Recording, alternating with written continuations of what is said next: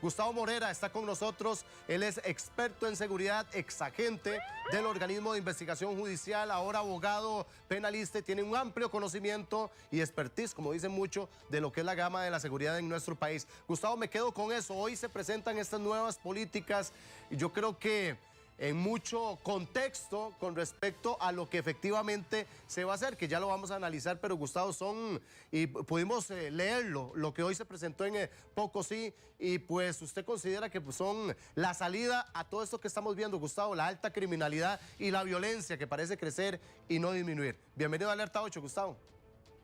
Bueno, todas muy buenas noches, muy buenas tardes, perdón, a Gustavo y los televidentes. Bueno, analizando la propuesta del gobierno, esto no viene a combatir de una manera inmediata, ¿verdad?, la situación que está viviendo el país en cuanto a la violencia y al sicariato existente, ¿verdad? Hay que tomar acciones inmediatas y con esto no se vienen a tomar de una manera inmediata. Creo que la policía hoy día tiene que maximizar los recursos existentes y centrarlos en las zonas donde se han venido presentando mayor incidencia criminal, que son Limón, Punta Arenas, ¿verdad?, como zonas costeras, ya que estas zonas presentan muchos problemas socioeconómicos, ¿verdad?, que acrecentan la incursión o la penetración del crimen organizado en las comunidades. Gustavo, ¿por qué no buscar tal vez acciones o apoyos que siempre se han dado? No es que no se den, se dan, pero acciones o apoyos más efectivos a nivel de policías de la región. Ahora Sebastián Durango nos daba una comparación de los actos de sicariato en México, Colombia, con respecto a Costa Rica. Es que básicamente son similares. Usted lo decía, Gustavo, en la calle, o por lo menos la operatividad en la calle, todo el mundo se da cuenta de lo que sucede. Oye, lo manifestaba que ya vamos a escuchar al presidente de la República, Rodrigo Chávez. Él manifestaba que hay que llegar donde se hacen las ventas de droga, donde están los búnkeres, donde están las organizaciones delictivas. Pero Gustavo, me pregunto yo, si los clientes que compran drogas en los búnkeres llegan hasta el lugar, conocen del punto, saben dónde está, saben quién la vende, saben cómo se opera para hacer la venta, ¿por qué las fuerzas policiales no atacan de manera efectiva? Hoy lo decía el presidente que constitucionalmente la fuerza pública no puede investigar. ¿Estamos de verdad tan atados de manos, Gustavo? Bueno, esto es un tema bastante serio, ¿verdad? Efectivamente, las fuerzas policiales saben y conocen, ¿verdad?, dónde se ubican estos búnkers, quiénes son los miembros de las organizaciones criminales, ¿verdad? Muchos han sido detenidos y pasados al Ministerio Público muchas veces y siguen en las calles. Creo que aquí hay un tema en cuanto al operativo, ¿verdad? La fuerza pública y la policía judicial están atados de manos porque cuentan con recursos limitados en cuanto a personal y equipos para hacerle frente a estas organizaciones, ¿verdad? Por ejemplo, el Poder Judicial en los últimos 2 años ha tenido una deserción de personal calificado muy grande. Claro. Y no ha tenido, digamos, no ha podido llenar esas plazas. Entonces, con el recurso que tiene, ha tenido que combatir con el aumento exponencial que ha tenido la criminalidad, ¿verdad? Entonces, se aumentan los tiempos de investigación, se aumentan los tiempos en las pericias. En el caso de Fuerza Pública, ¿verdad? Por ejemplo, en las delegaciones, por ejemplo, hace unos meses recuerdo en Chacarita que cuando estuvo el pico más alto de ajusticiamientos en Punta Arenas, había una delegación en Chacarita y solo había un oficial. Entonces, este oficial no le quedaba más que cerrar el portón y rezar, ¿verdad?, para que no le pasara nada. Resguardarse. Entonces, yo pienso que las autoridades actualmente tienen que maximizar los recursos existentes. Por ejemplo, en Punta Arenas, ¿verdad?, en Chacarita y otras zonas que ya sabemos que son de alta incidencia criminal, las autoridades deberían reforzar el personal, primero delegación y después montar operativamente, maximizar los recursos y mandar recursos de unidades especializadas, ¿verdad?, inteligencia, de la UEA, la GAO, LINCES, y entrar a estos barrios conflictivos y hacer intervenciones vehiculares, intervenciones en los búnkeres y de una manera preventiva poder, ¿verdad?, combatir estas organizaciones. Bueno, por lo que interpreto de sus palabras, estamos hablando con Gustavo Morera, es el exagente del organismo de investigación judicial, abogado de amplia experiencia, precisamente en este campo. Se desprendo de sus palabras, Gustavo, que las fuerzas policiales conocen y saben, pero necesitan instrumentos. Vamos a escuchar al presidente de la República, porque hoy lo decía, uno de los instrumentos es la creación de más leyes, o que esas leyes que pues en estos momentos persiguen al crimen organizado se articulen de mejor manera. Escuchemos al señor presidente de la República. Estamos haciendo lo posible dentro de lo que la ley nos permite. Es que ustedes tienen que entender eso, compatriotas.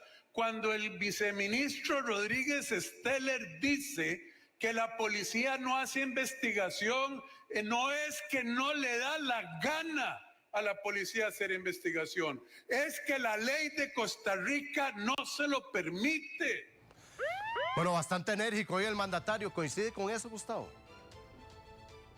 Sí, claro, ¿verdad? Hay que hacer serias reformas a la ley porque nuestras leyes ya son muchas, tienen mucho tiempo, nunca se les han hecho reformas y tienen a la policía atada de manos. Pero Gustavo, usted que la entiende, ¿es una cuestión de actitud, de sentarse a valorar y a negociar entre las partes, o es que la ley en sí es tan enmarañada que qué difícil cambiarla? ¿Cuál es el escenario, Gustavo? Sí, bueno, en cuanto a esto, debe haber entre el Poder Ejecutivo, el Poder Legislativo y la Corte y el Poder Judicial, ¿verdad? De sentarse ya, dejarse de politiquerías, ¿verdad? Y tomar las acciones que vengan a combatir de frente, ¿verdad? El crimen organizado.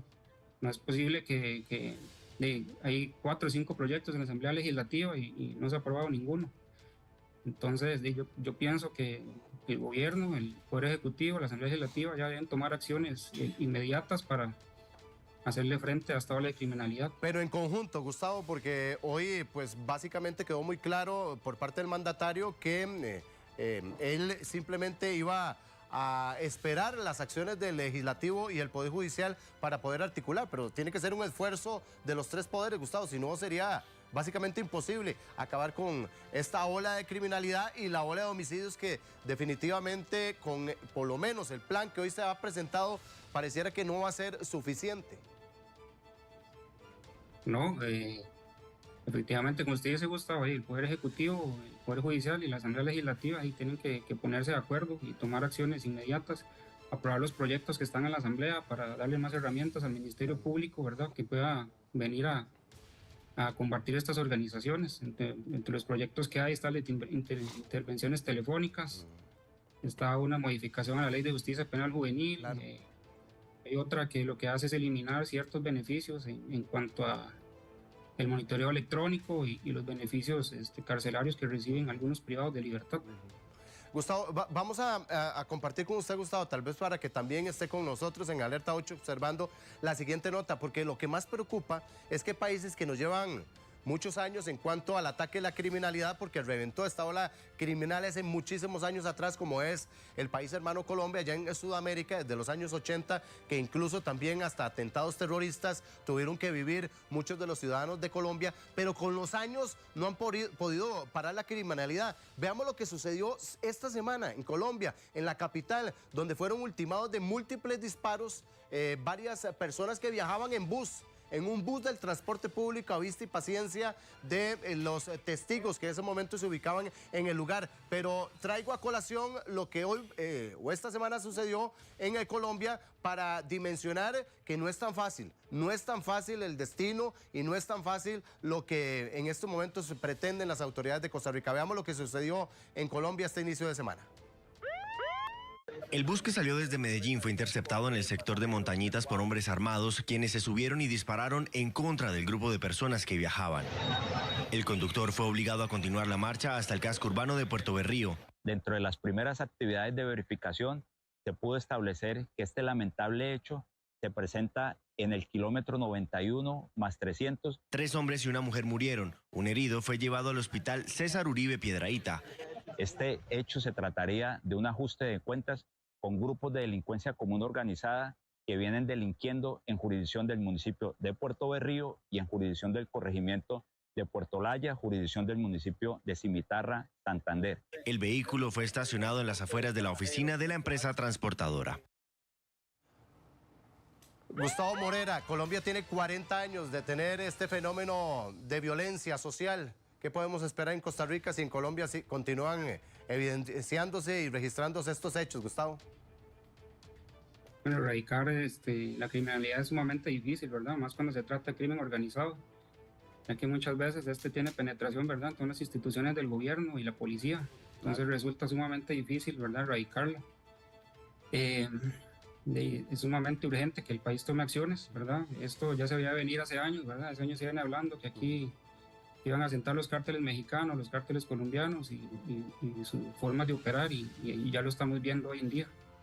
En resumen, Gustavo, la operatividad en la calle es fundamental en estos momentos. Por supuesto, se debe hacer énfasis en la parte operativa, ¿verdad?, y preventiva en las zonas conflictivas, ¿verdad? Yo creo que las autoridades de fuerza pública deben maximizar los recursos existentes en estas zonas, implementar operativos, intervenir búnkers, hacer grandes operativos. Después la policía judicial, debido a la situación que vive, ¿verdad?, es sumamente difícil, tiene mucho circulante, muchísimo trabajo, tiene poco personal.